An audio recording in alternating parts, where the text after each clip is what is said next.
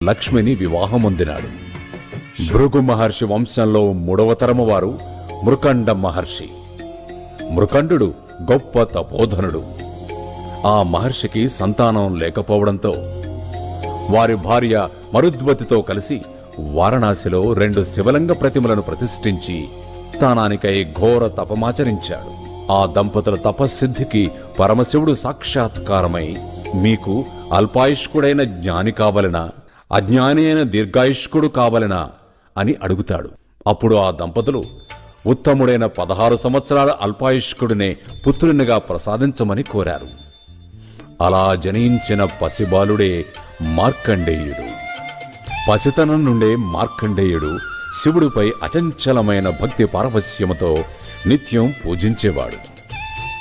16 సంవత్సరాలు పూర్తవుతున్న సందర్భంలో మార్కండేయుడు మృత్యువుతో పోరాటం సాగించేందుకు